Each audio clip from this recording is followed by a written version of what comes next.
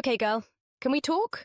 Have you ever felt like the ugly duckling of the family just because you love to read and don't wear the same size as your sisters? Because honestly, having Mrs. Bennett as a mum is like having a hater living in the room next door. Is Mary just boring, or is she the only one with a brain in that house? She is just swimming completely against the society standards. Stick around because we're about to spill all the tea. Hi, hello, gorgeous. It's your girl from One Stop Media. Listen, I'm not just another girl on the internet. I'm your ride or die who loves teacup movies, but with a whole lot of drama. Today, we're diving deep into the life of the Bennett sister everyone always ignores. We're going to break down this series step by step, because Mary went from being her sister's shadow to being the master of her own destiny. I'm telling you, this gossip is hotter than a freshly served cup of Earl Grey. Okay, so listen, the story starts with Mary. She's smart, she's deep, but to her mum, if you don't have the perfect face to catch a millionaire, you basically don't exist. Mrs. Bennett is obsessed with marrying off all 5 daughters, but she treats Mary like a piece of old furniture. Imagine Mary hearing her own mother say she'd be satisfied marrying off the other 4, and that Mary is just in the way. That hurts, girl. And then there's the whole glasses situation. Mary can't see a thing, but her mum tells her the glasses make her look worse. Like, excuse me, lady, let the girl see the world, please. Despite all of that, Mary still tries to continue with her daily routine, and even tries to do activities with her sisters, but they, influenced by their mum, treat Mary as if she isn't even there. Ugh, this really upsets me. Come on, she's your sister. Then comes the famous ball. The dad, Mr. Bennett, lets the family know that Mr. Bingley, a very eligible bachelor, is coming to town. And of course the mum, yes, the mum, because at this point I don't even want to call her by her name. Anyway, she tells the girls they need to be at the top of their game to catch a husband. And she even tries to have the 4 sisters go to the dance without Mary, because she thinks Mary will just get in the way. Excuse me? But the dad steps in and says everyone is going.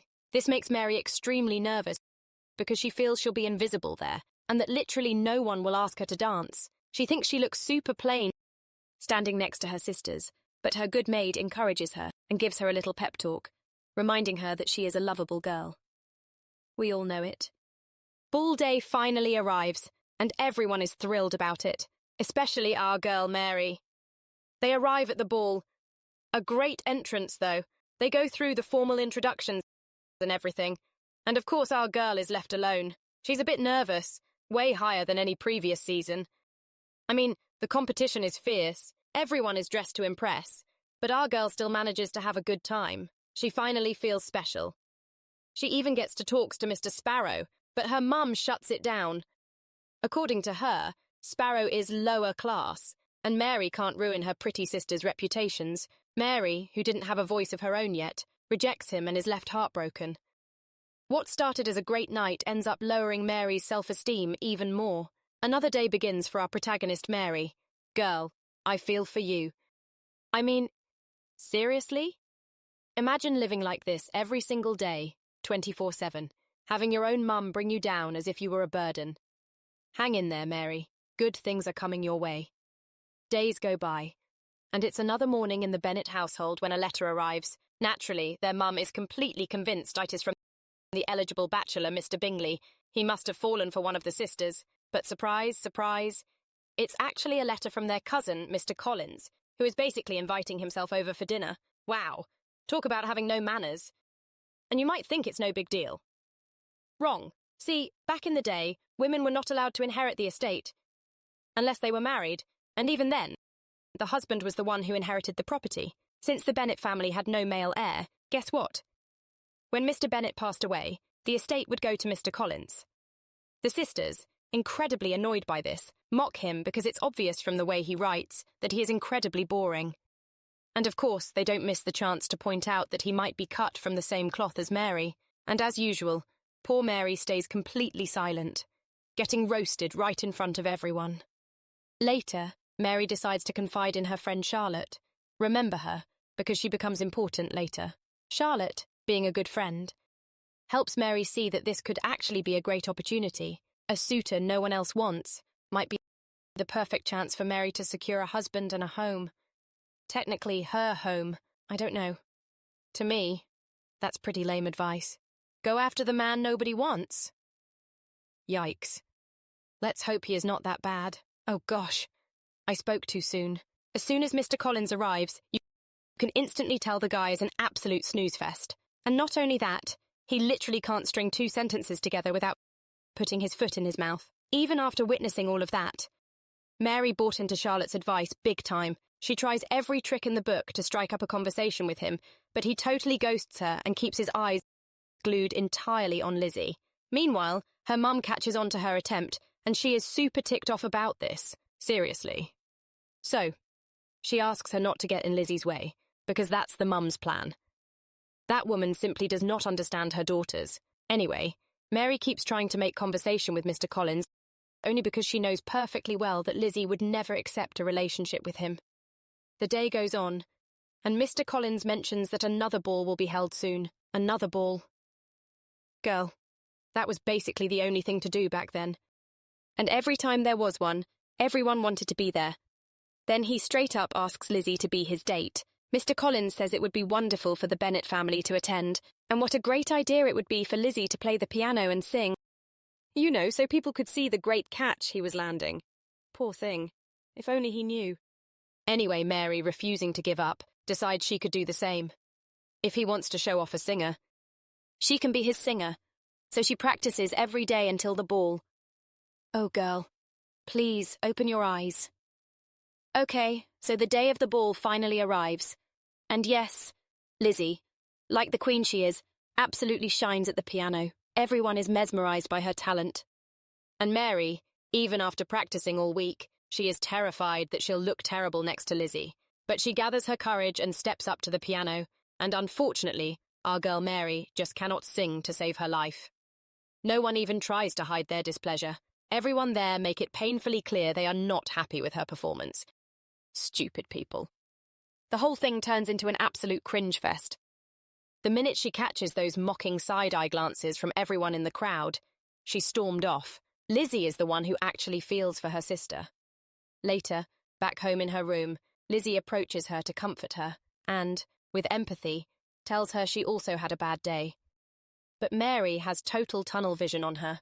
Mary, clearly disheartened, replies, "How could you have a bad day? You're pretty, everyone is kind to you, and they respect you." Wow. That one hurts. Mary giving us a glimpse of how she truly feels. I wish I could be there to give her a hug. The next morning, 2 of her sisters burst into her room to spill all the gossip. The house is on fire with news. And what do you know?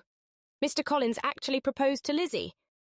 And of course Lizzie said no. I mean, was anyone truly surprised by this? I was not. Then the mother walks in.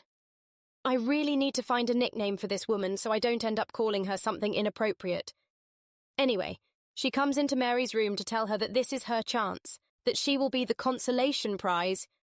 Now that Lizzie has sworn she will never marry Mr. Collins, as awful as that sounds, it actually lifts Mary's spirits a bit, because her mum is finally asking her to help the family, but they discover a massive bombshell. Once the whole family gathers, they're hit with the news that Mr. Collins didn't wait around. He went straight to propose to Charlotte, and she said yes, the same Charlotte who told Mary that Collins was her opportunity, and the moment she had the chance, she took it. Not intentionally shady, but kind of shady. Then again, in those times, securing stability and safety was everything for a woman. That hits Mary incredibly hard.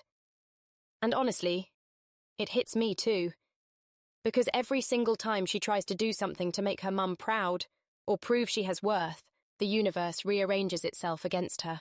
After that, we see the Bennett girls getting married one by one, and our girl Mary is the only one left behind. And to make matters worse, her dad passes away, and now she's left alone with her hater mum, and then cousin Collins, the human yawn, shows up to take their house. It's one disaster after another, girl. He went to tell them they had 2 weeks to vacate the house. Since it now belonged to him, of course. This dude, honestly, he couldn't even wait for the mourning period to pass. Now the problem gets serious. Because the mother would have to be taken in by one of the daughters, and between awkward silences and side-eyes, Jane basically bites the bullet and offers to have their mum move in with her. And of course Mary is welcome too. But the mum interrupts her and says it's not necessary for Mary to go with them because her sister sent a letter asking Mary to spend the summer with them since their nanny is on vacation and they need someone new. So basically the mother is sending her off to work just to avoid having her around. Honestly, I don't even mind. Our girl is going to travel, get away from her mother. Banned, that's what matters most. I'm happy for her. Go see the world, Mary. The day finally comes, and the only one who goes out to say goodbye to her is her maid. Yup. Mary definitely needs to distance herself from her mother. Well, every change is good. And this one is especially great. You'll see. As soon as Mary arrives, her aunt makes sure she feels right at home. And honestly, that's the least she can do after everything Mary has been through. Not everyone could handle what she has endured. But yes, Mary arrived to work as a nanny for her little cousins, Anne, George, and Rebecca. Adorable kids. But our dear Mary has no idea how to deal with children.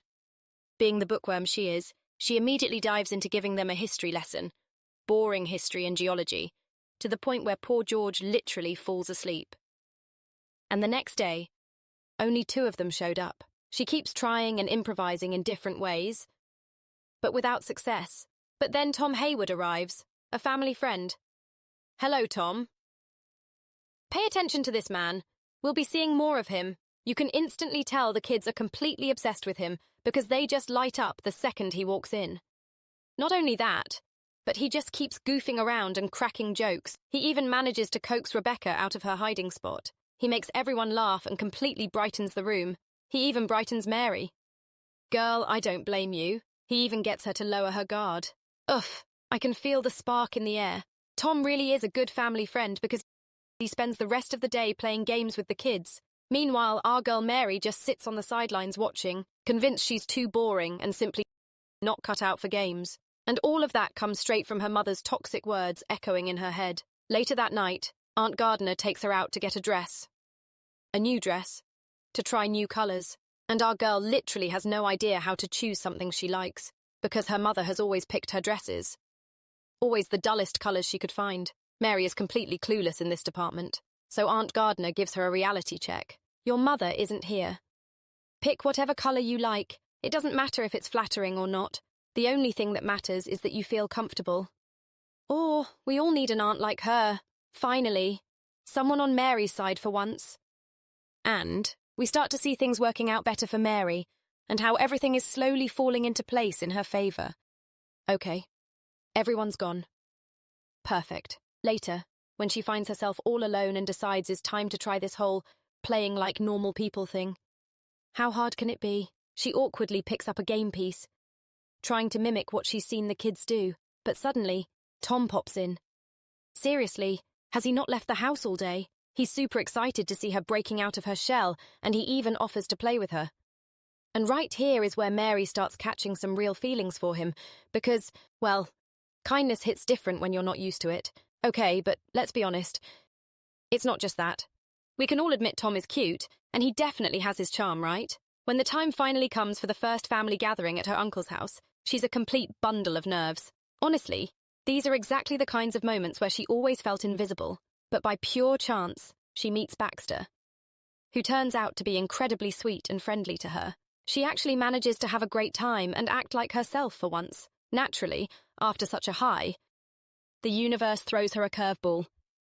She overhears her uncle talking to his wife about her, basically saying that his sister's toxic parenting completely messed Mary up. That one hits hard. That means it's pretty obvious that everyone notices Mary's insecurities. Later, Tom shows up again, excited to hear what she thought about the poetry book he gave her last time. But Mary just wants to set some strict boundaries to keep her feelings in check. So she quickly darts back inside the house. Days go by, and Mary tries to settle back into the routine. Then we find out that Tom invites them to spend a few days at his home, and Mary fully realizes he's doing all of this for her, especially since she's been projecting this whole I absolutely hate poetry persona non-stop. Tom making an effort. Go, Tom. Don't give up. We're all cheering you on. The very next day, the second they arrive, he personally welcomes them all the way out into the courtyard. He starts reading them his absolute favourite poem, totally hoping they'll see it through his eyes. And sure enough, Mary gets incredibly moved by it. It hits her so hard that she literally tears up when he finishes. Right then, Aunt Gardner grabs her husband for a little stroll, purposely leaving the two of them alone to spend some quality time together. But Mary is an absolute nervous wreck. Tom takes the chance to nudge her into exploring a bit more poetry, and he even offers to teach her more. Yeah, Tom, go ahead and teach her, please. Mary has no idea what to do and what slips out, without her meaning to, is pushing him away, telling him he's way too busy anyway. Your time is completely split between work and Baxter, she says. You can totally see that Tom is genuinely upset by what she said, but his hands are completely tied because, at the end of the day, he's basically spoken for. Before all of this, Mary's mother had sent word saying that Mary needed to come back home to spend the rest of the summer with her, and Mary decides to write back, confirming that she's officially coming back. No, Mary, please don't. Now, because Aunt Gardner fully realizes she's just running away, yup, the aunt is no fool. She clearly notices what Mary is going through, and she knows Mary is trying to distance herself because Tom has a girlfriend, and she simply can't allow herself to catch feelings for someone who is technically taken. Later, she meets a guy named William Ryder, and you can clearly tell he's super intrigued by her. Mary softens up and actually opens herself a little. And then Tom shows up with his girlfriend. He's just about to tell her, "I'm so glad to finally see you acting like your true self." But he doesn't even get the chance, because Ryder jumps right into the middle of the conversation, desperately trying to grab her attention in any way possible. And right then and there, she decides that going back to her mother is definitely not the best idea. Then the aunt comes over and straight up asks her to stay, because she fully understands that being around her mother is the number one thing destroying Mary's mental health and completely dulling her sparkle. So the next day, Mary sends a letter to her mother to let her know she won't be able to travel. Take that, toxic mum. Plus, she just got invited to one of the weekly balls. Later on, we see our girl with Baxter. Yup, Tom's girlfriend. They get to talk about all kinds of things, especially marriage. Baxter is mind-blown by Mary's mindset, and honestly, in Mary's defense, it's not entirely her fault. Baxter makes her realize that Mary literally has her whole life ahead of her to find the right guy. And besides, there are plenty of miserable marriages out there, so basically, marriage is not the solution to everything. Naturally, this whole conversation gets Baxter incredibly hyped to give Mary a full makeover before the upcoming ball. We're talking face masks, teaching her how to walk with absolute confidence, and showing her how to actually project security in the way she interacts with people. But above all, she reminds her, you absolutely have to act like your true self. We totally agree with you, Baxter. Funny how the universe is working in our girl Mary's favor here. As soon as they hit the ball, Baxter actually asks Tom to dance with Mary, just to get her out there so she can turn some heads. At that point, Mary basically has to say yes, because she really doesn't want it to look like she's straight up avoiding him. And honestly, she counts down the seconds until the dance is over so she can just leave him to get back to Baxter. Just then, by pure coincidence, Ryder comes over to say hi and all sorts of different things. And the absolute biggest thing drawing Ryder in is every single one of her perspectives is completely different from his, which totally forces him to look at things from a brand new angle. Later, he asks her to dance. And when he senses that she's way too tense and overthinking every single step she takes, he just starts asking her about the things she loves doing to help her shake off all the nerves off. Nicely done, Ryder! And naturally, the second she starts stepping into the spotlight, the haters are bound to show up because suddenly, Miss Caroline Bingley swoops right into the two of them, totally crash her happy moments. She lets Ryder know that her brother is actually married to Mary's sister, and she completely goes out of her way to make Mary uncomfortable. But Ryder just cut the conversation to invite Mary to a party he's throwing at his place on Thursday, and then just grabs Caroline and bails. The very next day, Aunt Gordon gives some advice to Mary. Self-doubt. Make people treat you like you're beneath them just to boost their own ego. Nothing more. But with someone like Caroline, you absolutely have to set strict boundaries so she doesn't end up hurting you. Later on, when she heads over to Ryder's dinner party, he is incredibly stoked that she showed up. The Caroline pops in, too tells her, all your talk about books, totally completely determined to steal all Ryder's attention back to her. Not only that, But when they all gather for dinner, she literally sprints to claim the seat right next to Ryder. Meanwhile, poor Mary ends up stuck next to a guy who clearly couldn't care less about anything, except food. Still, she's saying to establish a conversation. So when she finally gives up, she just asks him, "All right. So what do you like doing?" And it's like the guy can't even believe she asked. He just starts absolutely talking her ear off about horses and racing. Right then, both Tom and Ryder are just staring at her, totally mind-blown, wondering, wait, how on earth did she manage to get him to open up like that?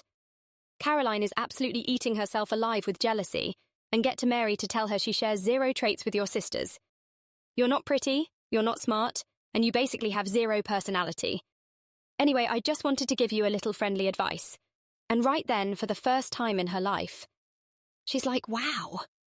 You sound like you speak from a ton of personal experience, seeing as you're just handing out all this free advice to everyone. Caroline gets incredibly flustered because she did not see that comeback coming, and she just turns around and storms off. Right then, Tom takes full advantage of the fact that she's finally standing all by herself. He pulls her aside and warns her, "Look, I've noticed Ryder getting super close to you lately, so just watch your back around him. All right? The guy is incredibly reckless." Ha! Yeah, sure, Tom. Later, Caroline, still totally annoyed by Mary, is out for blood and wants her revenge. So right in front of the entire room, she suddenly puts Mary on the spot and demands that she sings. Mary gets incredibly embarrassed because there is absolutely 0 chance she is repeating that disaster ever again. And just to add to the absolute dumpster fire of a night, her uncle comes rushing in, totally panicked. He tells her that her mum just sent a letter saying she's incredibly sick. Naturally, Mary is so mortified that she just storms out without saying a single word. And for the entire trip back, the only thing running through her head is, "I honestly can't survive without my mum around." But the second she finally arrives, she's completely blindsided. All her sisters are just chilling there, and her mum is perfectly fine. And as usual, her mum hits her with absolute coldness and won't even give her a proper greeting. Not to mention she immediately starts tearing down her looks, basically telling her, "Wow. Living in London made your skin look so much worse. Honestly, this lady makes me so upset." By the very next day, her mum literally assigns her to dog duty, making her completely responsible for feeding and watering the pet. A whole week drags by in the city, and literally no one even notices how miserable she is, except for her sister, Lizzie. Mary totally spills everything to her, confessing, "My absolute last day in London was a complete disaster. I did so many things that I just want to forget about it anyway." But suddenly, the servant pops in to tell her that she's got a visitor waiting in the guest room. She is totally baffled. I mean, who on earth would travel all the way from London just to see her? And the second she sees Ryder standing right there in front of her mum, she literally can't believe it. Ryder, every single chance he gets, he praises Mary and makes it super obvious just how much he absolutely loves spending time with her. Naturally, this leads to her mum totally inviting him to crash with them for a few days. The very next day, Ryder actually finds himself pouring his heart out to Mary, telling her all about his childhood. He tells her, "I was incredibly attached to my dad, but he was constantly locked in his office studying because he was a bug expert right up until he passed away when I was 15. He goes on to say, "And the only thing eating away at me back then was the fact that I barely got to spend any time with him." Yes. Even though she is doing great, her mum. The second she gets a chance, her mum corners her and hits her with how she is incredibly annoyed by this and just straight up asks her to remember her place and walks away from her. And sure enough, Ryder pulls her aside and asks to talk because he needs to discuss something super important. He totally hypes her up, telling her, "From the absolute first day I met you, I've been seeing everything from a completely different perspective." And it just completely invites her join him in his travels to Italy. He hits her with, "I just knew you were exactly like me, totally against the suffocating chains of marriage." Mary stops dead in her tracks at that sentence. She looks at him and asks, "Wait, the intentions to travel is without being married?" He says, "Yes, I would like to leave tomorrow morning." At the end of the day, Lizzie pops in to check on her sister and asks, "So did he pop the question yet?" And obviously, after making Lizzie aware, she tells Mary that is pure garbage. What the actual F? Mary completely hesitates, but she understands, and she is straight and honest with him. She tells him, "I honestly can't do this because I actually respect my reputation in society. But I know for a fact you'll find the right person who's fully on board to live out all those wild dreams with you." Ryder is visibly heartbroken. But, of course, dude, what were you expecting? He completely respects her decision. He packs up all his stuff and hits the road. But right then, the real nightmare begins with her mum. Because the second she finds out he proposed and Mary shot him down, she completely blackmails her. She gives her an ultimatum: either you're married him or be my servant. So Mary actually chooses the servant life because, honestly, that is way easier than tying herself to a guy she doesn't even love. As the days go by, Lizzie gets incredibly sick of how their mum is treating her sister. So she sends a letter to their uncle, literally begging him to come down in person and bust Mary out of her mum's prison. And sure enough, the second they arrive, they invite Mary to tag along on a trip to the Lake District. But her mum instantly shoots it down, letting them know that Mary is officially grounded from all the joys of life. Yeah, right. But Mary has absolutely reached her breaking point with this whole slavery vibe. She tells them, "Thanks for the offer. I would love to come with you." Lizzie is absolutely thrilled because Mary finally managed to stand up for herself. Right before she hits the road, Lizzie pulls her aside and tells her, "I'm so sorry for any time I ever made you feel like I was embarrassed by you, because I am always so proud of you, and I'm proud you're my sister." Mary just hugs her because she had honestly been dying to hear those words for a very long time. The second she hops in the carriage, Aunt Gardner drops a little news on her. They're actually going to be meeting up with Tom in the Lake District. Mary is just sitting there thinking, seriously, when is my life ever going to go back to normal? By pure coincidence, she bumps into Baxter at the rest stop. She's super happy the minute they finally meet up in the Lake District with Tom. She is super anxious about saying the wrong thing, not wanting to kill his vibe. Meanwhile, he's totally terrified to ask her about Ryder's little visit, just in case they ended up getting engaged or something. Later on, they go fishing and just chill together in the woods. At the end of the day, Aunt Gardner drops a massive hint to Mary saying, "Tom is into you, and he is not with Baxter anymore." He takes her out on a boat, just the two of them, so he can finally confess his feelings. He tells her, "I honestly wasn't upset at all when I ended things with Baxter. My feelings for her changed a real so." Then Ryder completely torpedoes the exact moment the two of them had been waiting for forever. Where the hell he came from. When Tom tries to pull him onto the boat, Tom ends up getting yanked right into the water himself. So they both have to swim back to shore. Look at our queen being pulled by two guys into her. And unfortunately, there's a bigger problem. Ryder didn't come on this trip alone.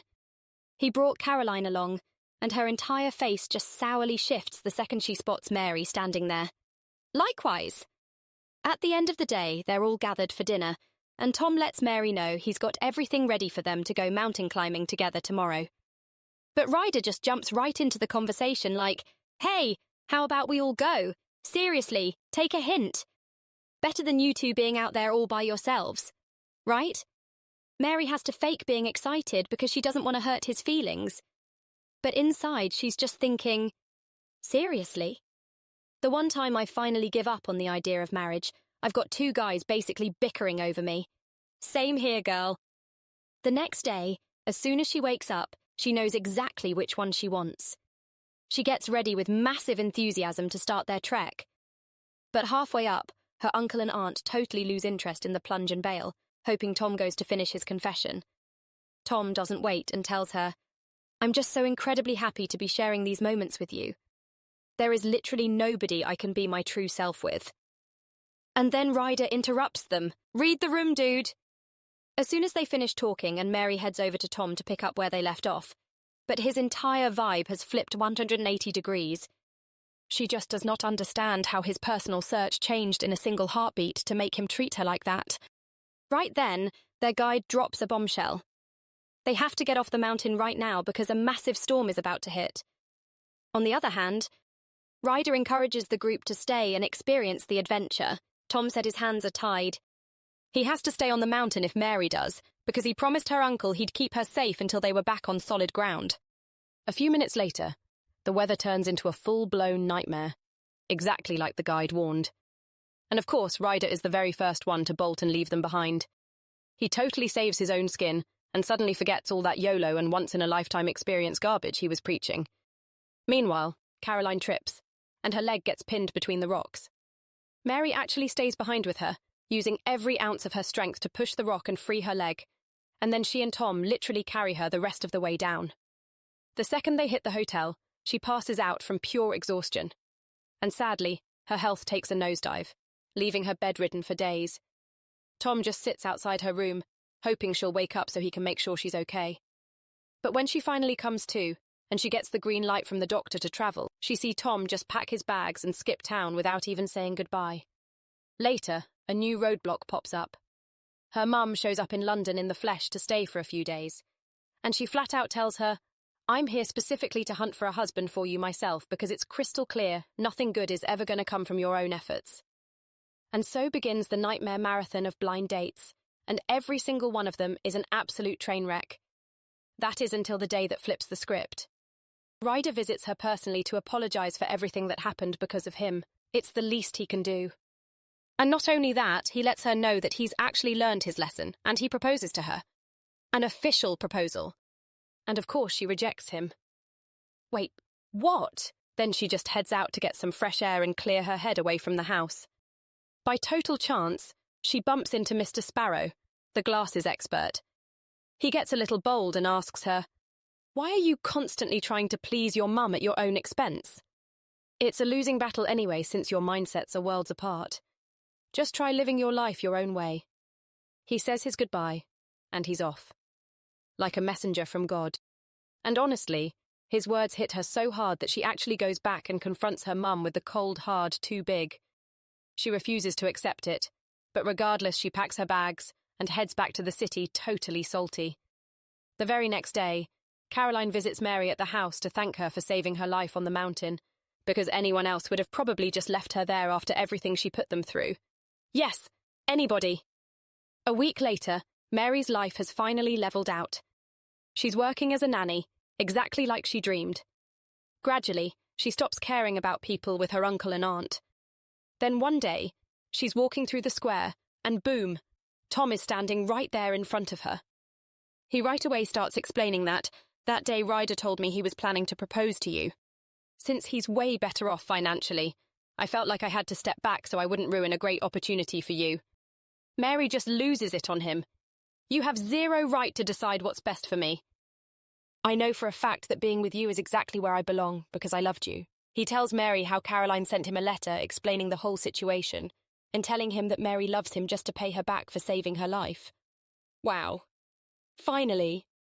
A little while later, they finally tie the knot, filling their home with every little detail they ever dreamed of, and finally getting their happy ending. So, girl, that's the story of how the forgotten sister ended up being the most iconic. Honestly, we all need a little bit of Mary's bravery. What do you think? Would you have left Tom to go to Italy with Ryder? Tell me everything in the comments. You know I love a good debate. Like, subscribe, and hit that bell so you don't miss a single drop of tea. Bye. Love you.